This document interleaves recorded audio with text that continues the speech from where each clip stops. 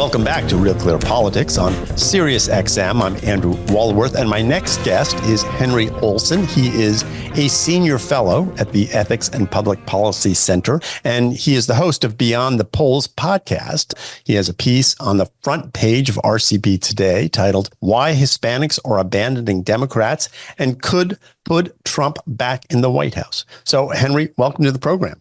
Thanks for having me on, Andy. So you point out in the piece that Democrats have won the Hispanic vote in every presidential election since 1972, but you say that has begun to change at least. What do the polls say right now about the Hispanic vote? And is it narrowing to the point where it could make a difference or be consequential this time around? Yeah, the polls are showing that Hispanics are still going to vote for Kamala Harris. There's a couple of polls that may show the other way, but most polls show that Harris will win the vote of Latinos, but by record low margin. That the most recent poll that came out from NBC and Telemundo showed her ahead by 14 points. That would be down nearly 10 points from the margin that Joe Biden won by in 2020. And that itself was a drop from the 35 plus points that Hispanics typically back Democrats by. And if that happens, what you'll see is that Arizona and Nevada will probably shift to Donald Trump. And Latino populations in places like Georgia, North Carolina, and Pennsylvania, where they're 5 to 10% of the vote, could make the difference in those ultra close states. Yeah, so you're talking about all the swing states, of course. And I guess in Arizona and Nevada, Hispanic vote is about 20% of the electorate. So sizable and could be consequential, I guess.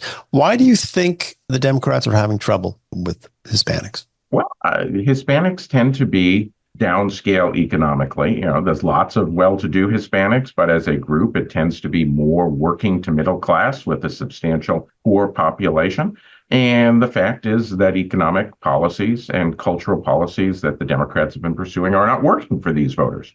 These are people who are likely to be disproportionately affected by immigration, both in the fact that they tend to live in the communities where the immigrants are crossing, and they tend to live in the communities where immigrants are congregating and hence competing with them for jobs. And inflation has been an annoyance for people in the upper middle class, but has been devastating for people in the working classes where they're more reliant on salary.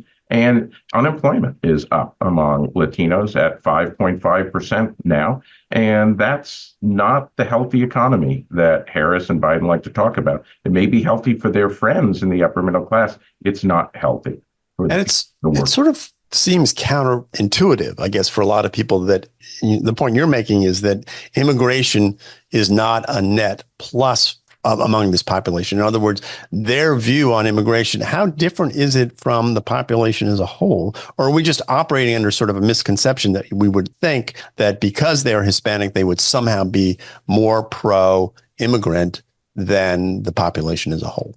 No, I mean, Latinos tend to be people who are certainly open to things like path to citizenship, but they don't like millions of people coming across the border without authorization, just like other people don't like that. And the other key question is, it's not necessarily the median Hispanic voter, it's the marginal Hispanic voter. That, again, Democrats will still win Latinos. They are more liberal than the country as a whole. But what's happening is that conservative Latinos who used to vote Democrat are now voting Republican, and moderate Latinos who used to lean Democrat are now leaning Republican. The marginal Hispanic is like the rest of the country, and they're upset with what they see, and they want to change. You mentioned this new polling data from NBC, Telemundo, and I was interested in that because Trump leads Harris among Hispanic voters when it comes to securing the border and controlling immigration by 13 percentage points, so 47 to 34. She was just on the border. Do you think her tough talk about the border, especially not so much her when she was on the border, but this campaign event afterwards, do you think that helped at all with Hispanic voters? Well, that's the thing is that she knows her weakness. She knows the Biden-Harris administration's weakness, and she's trying to counteract it. But you can't eliminate 3.5 years of chaos with a few words. And that's what Hispanics know. They know what happened. They know who's responsible. She can't convince them that she is any different from Biden without doing more to break with Biden, to openly disagree. And she's trying to move as far as she can without doing that, but she can't move far enough. That's the thing, is that ultimately, these are voters who have been consistently in the polls against the Biden-Harris administration for about 2 years. That's Trump's showing has not decreased since Harris got in the race. I don't think she can do it. She's trying. It's what she needs to do, but I don't think she can do it. Is that the time to move would have been 6 months ago, 8 months ago, a year and a half ago. And I don't think that she can make the sale in the last 5 weeks. You're listening to Real Clear Politics on Sirius XM. I'm Andrew Walworth, and I'm talking with Henry Olsen, who hosts Beyond the Polls. It's a podcast. A lot of our listeners care a lot about the polls. A lot of our readers at RNC, that's what they come for.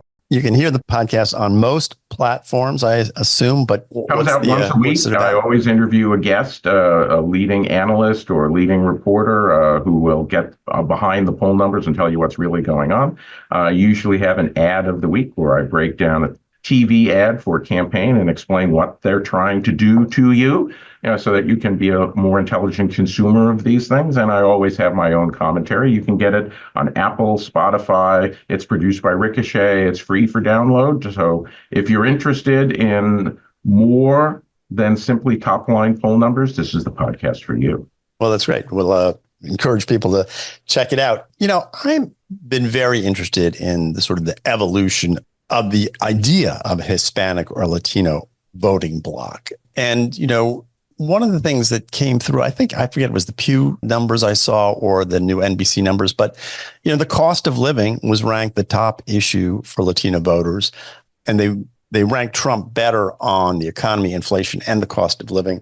How different are they from the population as a whole? And I ask that because it's such a large part of the voting bloc. And I've done a lot of work looking at Catholic voters, and you look at the Catholic voting bloc, I'm putting up my air quotes. The truth is, they look a lot like the rest of America because they're a large part of the rest of America. And that seems to be somewhat true of Hispanics and or Latin voters or Latinx, whatever we want to call them, what the flavor of the month is right now. But how helpful is it to try to interpret what people do based on their ethnicity in this example, as opposed to class, which is what sort of you've been talking about before, which is that basically it's a kind of a marker for being middle to lower class? I think what's happened is that to the extent that there was ethnic-based voting, that I'm going to vote for the Democrats because I am a Latino, that is gone. There's data from a Democratic firm, Equus Research, that says that what happened in 2020 is that the Latinos who used to identify as conservative used to vote Democrat, and now they're voting like conservatives who are not Latino. Right. And I think what you're seeing is working class moderates who, before Donald Trump, voted for Democrats, now vote Republican. I think what you're seeing in this election is working class moderate Latinos now voting like working class Republicans. And one thing that you have to remember is that Latinos do look like the rest of the country because not only are they a large part, but they contain a wide variety of voters. Is that if you look at Jewish voters, they are more liberal than the voters, so they will be on one side. If you look at evangelical Christians, they will not look like the rest of the country because they're on the other side. Latinos are kind of like the center left of the center.